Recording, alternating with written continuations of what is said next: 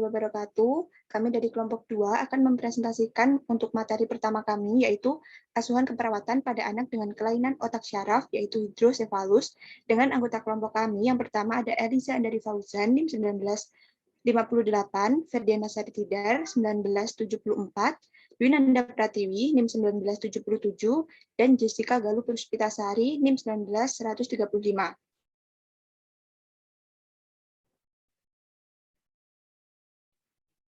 Next. Untuk yang pertama, ada konsep dasar dari penyakit hidrosefalus itu sendiri, yaitu anatomi dan fisiologi. Di sini organ yang berhubungan untuk penyakit hidrosefalus pada anak adalah otak, di mana otak ini memiliki berat sekitar 1.400 gram yang tersusun dari kurang lebih sekitar 100 triliun neuron. Otak sendiri terbagi menjadi 4 bagian besar yang meliputi cerebrum, cerebellum, brainstem, dan diencephalon. Cerebrum memiliki beberapa bagian di dalamnya, yakni terdiri dari 2 hemisfer cerebri, corpus callosum, dan cortex cerebri. Di dalam hemisfer cerebri terdapat lobus frontalis, lobus parietalis, lobus temporalis, dan lobus occipitalis. Untuk gambarnya bisa dilihat pada sebelah kanan penjelasan tersebut. Next. Yang kedua ada definisi dari hidrosefalus. Hidrosefalus merupakan suatu kondisi di mana ventrikulus otak mengalami pembesaran yang diakibatkan oleh peningkatan jumlah cairan CSS atau cairan cerebrospinal. Hal ini menyebabkan otak mengalami ketidakseimbangan penyerapan dan produksi cairan tersebut. Dan kondisi ini umumnya juga disebut dengan gangguan hidrodinamik cairan cerebrospinal atau CSS. Kemudian ada faktor penyebab dan resiko dari hidrosefalus. Untuk faktor penyebabnya sendiri ada 3, yaitu adanya gangguan yang berasal dari sirkulasi CSS yang ada pada sistem ventrikel, kemudian ada produksi CSS yang mengalami peningkatan yang cukup banyak sehingga melebihi dari batas normal. Yang ketiga ada penyumbatan yang terjadi pada area lubang yang ada di antara foramen Loska dan foramen Magendie. Kemudian untuk faktor resikonya, ada 2 faktor resiko. Yang pertama adalah ibu yang dalam masa kehamilannya terinfeksi atau terpapar virus sitomegalovirus, toksoplasma, atau meningitis bakterial. Kemudian yang kedua ada efek konsumsi obat-obatan dan juga minuman beralkohol pada saat hamil. Kemudian untuk tanda dan gejala dari hidrosefalus ini sendiri, yang pertama ada makrokrania, yang merupakan salah satu dari beberapa tanda di mana terjadi pembesaran di bagian kepala dan ukuran normalnya itu disebabkan oleh adanya peningkatan tekanan intrakranial. Nah, gejalanya ini bisa dilihat dari anak tersebut mengalami hipertensi intrakranial, sutura tampak melebur ketika kemudian kulit kepala menjadi licin dan kedua bola mata tampak berdiafasi ke atas dan kelopak mata bagian atasnya tertarik. Kemudian juga akan mengalami nyeri pada bagian kepala, muntah, terjadi gangguan okulomotor dan gangguan batang otak. Selain itu, akan timbul gejala lain, yakni spastisitas yang terjadi pada daerah ekstremitas interior yang kemudian menjadi gangguan berjalan dan endokrin. Untuk gejala fisik yang bisa dilihat, yaitu anak akan mengalami penurunan fungsi nafsu makan, kemudian akan muntah, tubuhnya kejang, kekuatan otot tubuhnya lemah, dan akan mengalami penurunan daya ingat serta gangguan penglihatan. Untuk pemeriksaan penunjang yang bisa dilakukan dalam anak dengan penyakit hidrosefalus, yang pertama adalah dengan melakukan USG. Tujuan dari pemeriksaan ini adalah untuk mengetahui organ dalam tubuh, keadaannya bagaimana. Kemudian yang kedua ada CT scan, fungsinya hampir sama seperti USG, yaitu untuk menampilkan organ tubuh bagian dalam. Kemudian yang ketiga ada plain X-ray, yang berfungsi untuk mengkonfirmasi temuan klinis seperti perubahan pada lingkar kepala akibat pembesaran, kemudian disproporsi craniofacial, serta pembesaran fossa posterior yang terjadi pada Dandy-Walker syndrome. Yang keempat ada MRI. Tujuan dari pemeriksaan ini adalah untuk melihat gambaran organ dalam, kemudian untuk melihat kondisi tulang dan jaringan dalam tubuh secara mendalam.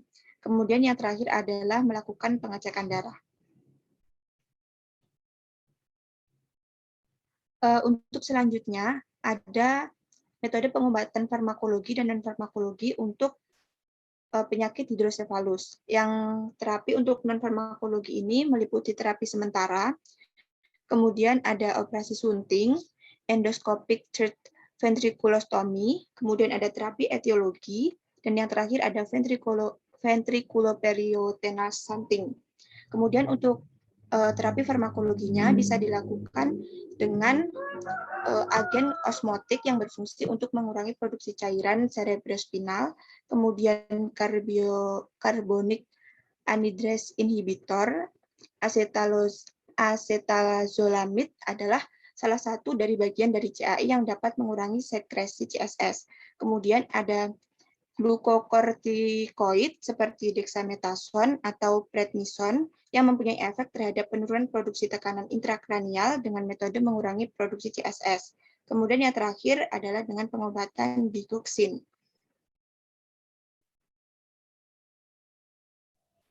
Baik, selanjutnya yaitu adalah asuhan keperawatan. Nah, asuhan keperawatan ini di sini ada kasus anak dengan usia 9 tahun dibawa oleh keluarganya ke RS Citra Buana pada tanggal 1 September 2017 dengan keluhan yang disampaikan oleh keluarganya yaitu anak selalu tidur, kejang selama 5 hari sebelum dibawa ke rumah sakit dengan durasi kurang lebih 10 menit dan mengalami penurunan kesadaran setelah terjadinya kejang. Keluarga mengatakan anak susah BAB dan mengalami penurunan kontak mata. Selain itu, terlihat anak mengalami kelemahan anggota gerak sebelah kanan dan kaku pada anggota tubuh sebelah kiri. Menurut keterangan keluarganya, anak susah untuk menghabiskan makanannya. Setiap jam makan, anak hanya menghabiskan seperempat atau setengah dari porsi makan biasanya. Anak terlihat mengalami pembesaran pada kepala dan mata. Anak tidak simetris. Dari hasil pemeriksaan didapatkan suhu 36,4 derajat Celcius, nadi 80 kali per menit, RR 20 kali per menit, tekanan darah 110 per 90 mmHg, kesadaran GCS E2 M4 V2, lingkar kepala 44,7 cm, lingkar dada 44 cm, tampak kepala mulai membesar dengan penambahan lingkar kepala kurang lebih 1 mm per hari. Anak tampak lemah dan lemas dan sulit untuk melihat ke arah atas. Mata tidak simetris, pupil dilatasi. Ketika dipanggil, anak tidak memberikan feedback. Otot tonus kaki lemah, dilakukan pemeriksaan laboratorium dengan hasil WBC 14,2 kali 103 per milimeter kubik, HCT 34,1%, PLT 511 ditambah 103 mm kubik, natrium 131,4 mg per dl, klorida 92,6 mg per dl, pH 7,46, PO2 27,8 mmHg, SO2 57%, dan dilakukan pemeriksaan CT scan dengan kesan hidrosefalus komunikasi dengan edema ventrikel terutama kiri, ventrikel lateral 3 dan 4 melebar, sinus paranalis dan maxillaris bilateral, dan sinus ethmoidalis terisi lesi isodens. Kemudian untuk pengkajiannya, identitas klien itu dengan nama atas nama A, kemudian usia 9 tahun, jenis kelamin laki-laki, alamat Jalan Pahlawan nomor 32 Surabaya, agama Islam, suku Jawa, pendidikan tidak dijelaskan, nomor registrasi tidak dijelaskan, tanggal masuknya 1 September 2017, tanggal pengajiannya 1 September 2017, untuk penanggung jawab yaitu dari ibu klien. Untuk keluhan utama masuk rumah sakit yaitu klien susah makan, banyak tidur, dan terlihat kepala yang membesar seiring berjalannya waktu. Dari keterangan keluarganya, klien selalu kejang selama 5 hari terakhir dan durasi kejang kurang lebih 10 menit. Klien juga mengalami lemah otot kaki dan terasa lemas. Keluhan saat pengkajian, klien tampak lemas dan lemah dan sulit untuk melihat ke arah atas. Mata tidak simetris, pupil dilatasi.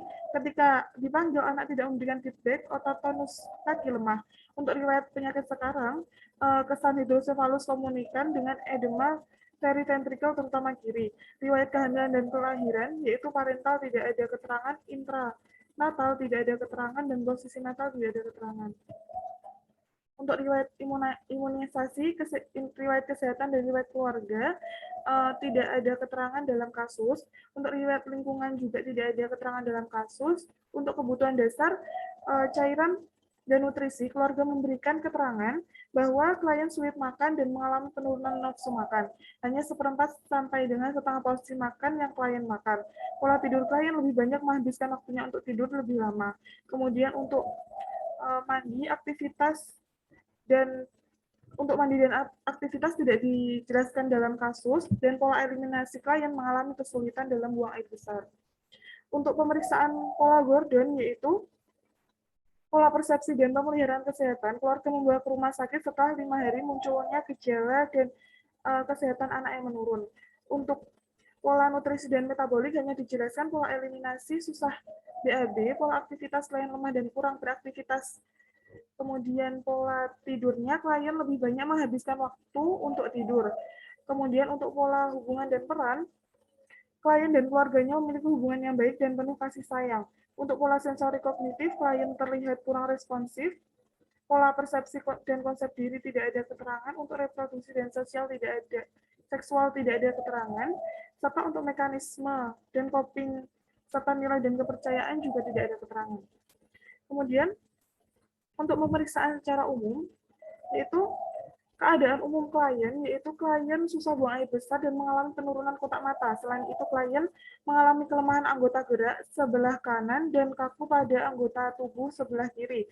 Klien terlihat lemas dan sulit untuk menggunakan kontak mata langsung.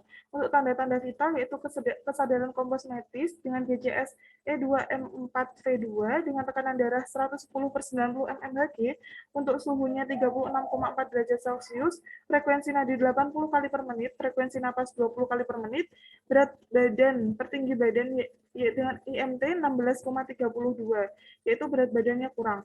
Untuk head to toe, yaitu kepala tampak mulai membesar dengan penambahan lingkar kepala kurang lebih 1 mm per hari. Kemudian mata, klien sulit untuk melihat ke arah atas, mata tidak simetris dengan pupil dilatasi. Untuk hidung tidak ada keterangan dan mulut tampak pucat, kering, sedikit pecah-pecah. Kemudian untuk tenggorokan, itu tidak ada keterangan, telinganya kondisi baik, namun klien mengalami penurunan pendengaran. Untuk leher, dada, abdomen, genitalia, dan integumen tidak ada keterangan. Untuk ekstremitas atas, yaitu untuk ekstremitas yaitu otot tonus kaki lemah, kondisi tangan dan kaki normal, tidak ada lesi, kemudian turgor kulit bagus. Untuk pemeriksaan tumbuh kembang tidak ada keterangan, dan untuk terapi tidak ada keterangan. Selanjutnya yaitu pemeriksaan laboratorium, dapat dilihat dalam slide.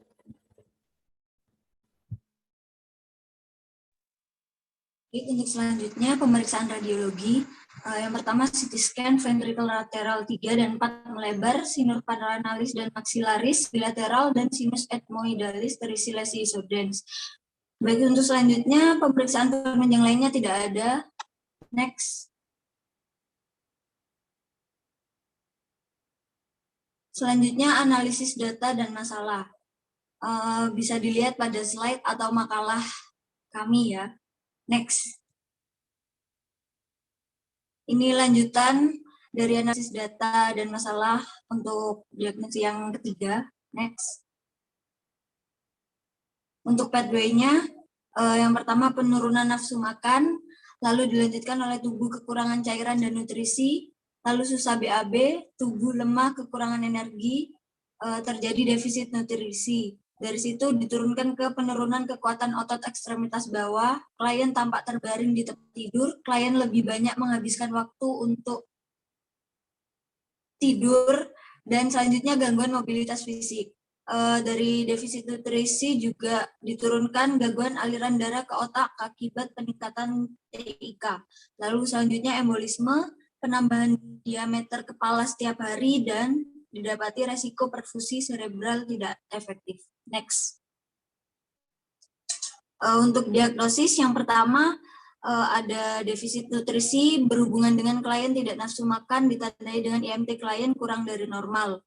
Yang kedua resiko gangguan perfusi cerebral tidak efektif berhubungan dengan gangguan aliran darah ke otak akibat peningkatan TIK dan ditandai dengan perbesaran diameter kepala klien. Dan diagnosis yang terakhir, gangguan mobilitas fisik berhubungan dengan kaki klien kaku dan kekuatan otot menurun, ditandai dengan klien banyak tidur dan tirah baring di tempat tidur. Next. Untuk intervensinya, setelah dilakukan intervensi 3 kali 24 jam, diharapkan keadekuatan nutrisi klien dapat membaik. Dengan kriteria hasil, kekuatan otot mengunyah dan menelan membaik dari skor 2 ke skor 4. Selanjutnya, verbalisasi untuk meningkatkan status nutrisi membaik dari skor 2 ke skor 5. Lalu, nafsu makan klien meningkat dari skor 2 ke skor 5.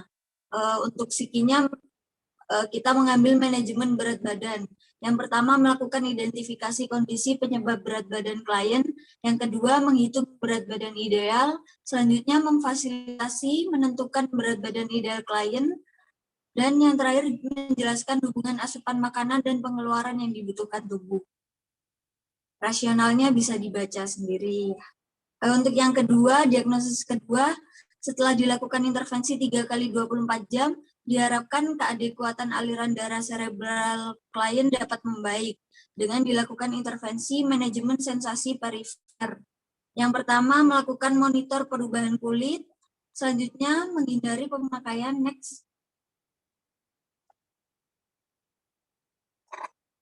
menghindari pemakaian benda-benda yang akan mengganggu daerah kepala, lalu memberikan obat anti kejang secukupnya, diazepam 1,5 gram, dan yang terakhir melakukan tindakan mencegah kejang dengan membatasi stresor atau suhu yang terlalu ekstrim. Untuk diagnosa yang terakhir, setelah dilakukan intervensi 3 kali 24 jam, diharapkan keadekuatan mobilitas fisik klien dapat membaik dengan kriteria hasil, pergerakan ekstremitas kekuatan otot klien meningkat dari skala 2 ke skala 5, lalu selanjutnya kaku sendi klien menurun dari skala 2 ke skala 4, dan kelemahan fisik klien menurun dari skala 2 ke skala 5.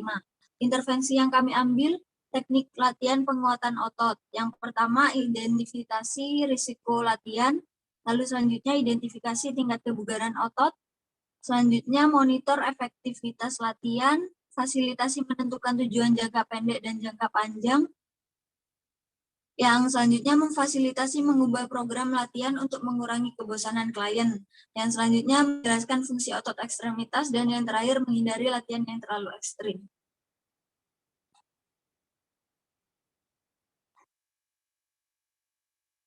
Untuk implementasi, yang pertama dilakukan pada hari Rabu 1 September 2017, melakukan identifikasi kondisi penyebab berat badan klien, menghitung berat badan klien, memfasilitasi menentukan berat badan ideal klien, menjelaskan hubungan asupan makanan dan pengeluaran yang dibutuhkan tubuh. Evaluasi formatif, klien tidak nafsu makan dan hanya makan sedikit karena kondisi tubuhnya lemas selama kurang lebih 5 hari. BB ideal klien adalah 49 kg. Klien membutuhkan asupan makanan yang rutin dan sesuai dengan usianya. Dengan memberikan model makanan yang menarik akan meningkatkan nafsu makan klien. Dan yang terakhir, klien dapat menangkap informasi dengan metode bercerita. Untuk diagnosis kedua, dilakukan pada hari Rabu 1 September 2017. Yang pertama, melakukan monitor perubahan kulit. Lalu menghindari pemakaian benda-benda yang akan mengganggu daerah kepala, memberikan obat anti kejang secukupnya. Next.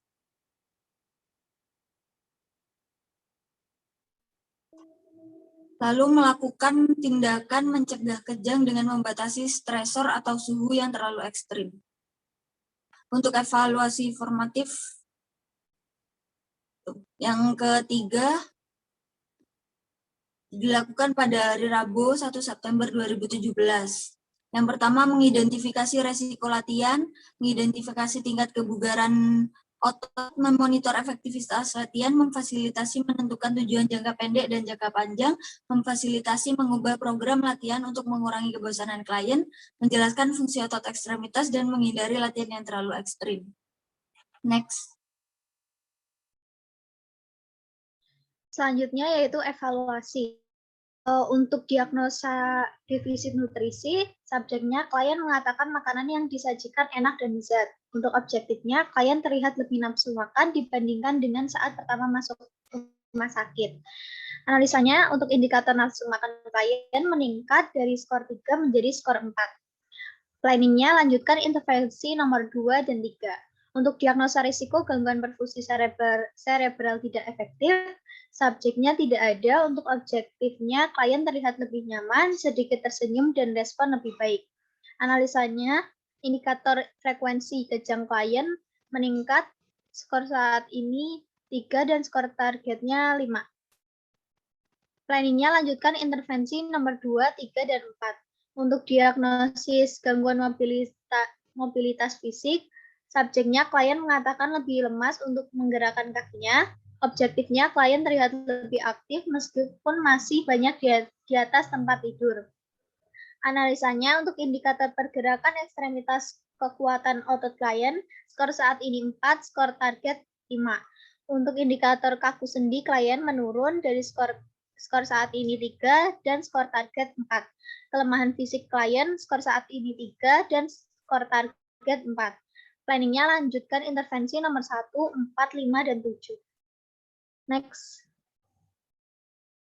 Ini adalah tren dan isu analisis dari jurnal berjudul Karakteristik Anak Penderita Hidrosefalus berdasarkan etiologi, status gizi, dan umur gestasi di Rumah Sakit Umum Haji Medan pada tahun 2017 sampai 2019.